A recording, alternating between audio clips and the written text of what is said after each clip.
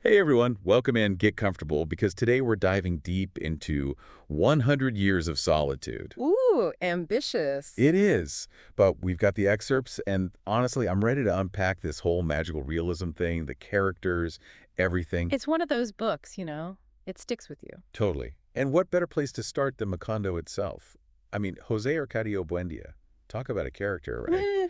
Dragging his family across mountains to escape the past. And Macondo, it's more than just a setting. It's like it's destiny for the Buendias, for generations. That part where he's planning the town, every house the same distance from the river. It's like he wants to control fate. Exactly. And yet that isolation, that's where the magic creeps in. Garcia Marquez, he doesn't just use magical realism as a gimmick. It's part of their lives.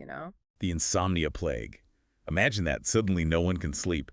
But instead of freaking out, it's just their life now. Hallucinations. Kids eating candy shaped like the plague. It's wild. And then Rebecca, arriving with her parents' bones, eating dirt, speaking in tongues. She's like the embodiment of that magic. Right? Totally. Showing us that sometimes the most unsettling things, they become part of us, shape our families even. Speaking of family, there's no escaping Jose Arcadio Buendia himself, is there? So driven, so ambitious, wants to know everything, discover everything. A double-edged sword, for sure. Oh, absolutely. Yeah.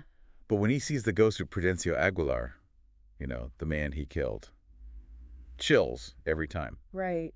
Makes you think, are we doomed to repeat history? Haunted by our own actions. That's what gets me about this book, that cyclical history, repeating and repeating. And that's Jose Artadio's legacy, isn't it? His ambition, his isolation, it's all there for the next generation, trapped by the past. Makes you wonder how much of our lives are actually our choices. It's like we're hardwired for it, repeating the same mistakes, especially when it comes to love. And 100 Years of Solitude, it goes there. Love, loss, the whole shebang. Oh, absolutely. It's all about how love, desire, passion, it can be amazing, but also destructive. Right? Like that love triangle, Arcadio, Rebecca, Pietro Crespi. Oh, yeah. Talk about messy. Arcadio, he's impulsive, right?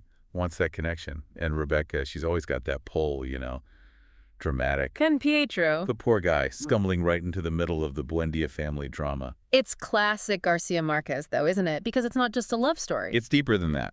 Exactly. It's like Arcadio's rise and fall. It's his grandfather all over again. So are we ever going to see a Buendia break free? I mean, can they escape the family curse? Well, that's the million-dollar question. But then you've got Colonel Aureliano Buendía. Oh boy, here we go. He's fascinating. War, revolution, fate, the whole 9 yards. Almost mythical. Talk about contradictions. Sentenced to death, survives because his mom made a deal with the firing squad. Come on, that's wild. It makes you think about destiny, doesn't it? Totally. But even with all that, even Aureliano, he sees the futility of it all. All we're fighting for is power, he says. Like, it's some big revelation. So what's the point? Right. Blind ambition, it just leads to more destruction, families, countries, it doesn't matter. All those wars, all that fighting, for what? It's like it never ends. And then, to make matters worse, here comes the banana company rolling into Macondo. Yeah. Talk about shaking things up. It's that clash, right? Tradition versus the modern world. It's like a microcosm, right? Like the whole world is playing out in Macondo. And through it all, you've got the Buendias still wrestling with their past. Still making those same mistakes. Some of them, but you see them searching, for love, for meaning. Trying to break free. Exactly. Like Fernanda, right? So fixated on appearances, on keeping up the family name, even when everything's falling apart. Oh, Fernanda. She's tragic. In a way. Totally. Clinging to the past, trying to control everything, but it backfires, doesn't it? Pushes her kids away. And then you've got Meme and Amaranta Ursula. They tried to break free, didn't they? In their own ways, yeah. Meme with Mauricio, Babylonia, that whole forbidden love thing. So passionate, so intense, it almost felt like she could outrun it all. Almost. But Garcia Marquez, he doesn't let us off that easy, does he? No, he doesn't. And Amaranta Ursula, she comes back from Brussels like a whirlwind. It's like maybe, just maybe. She had so much hope, so much life. That's the tragedy, isn't it? That even with all that, she couldn't escape the pull of the past. Marrying her nephew, Aureliana Babylonia, it's like... The cycle continues. And that image, their son being born with the tail of a pig, haunting. Right out of the prophecy. All those generations, all that history leading to that moment. And then, poof, Macondo is gone, wiped away. Just like that. It's a lot to process. It makes you wonder about legacy, what we leave behind, what we inherit. 100 Years of Solitude? It stays with you. It asks more questions than it answers, and maybe that's the point.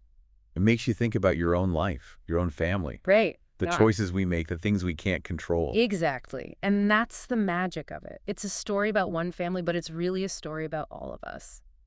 We could talk about this book for another 100 years, Easily. but for now, we'll leave it there. 100 Years of Solitude. Definitely one for the ages. Until next time, keep exploring, keep questioning, and keep those deep dives going, because you never know what you might uncover.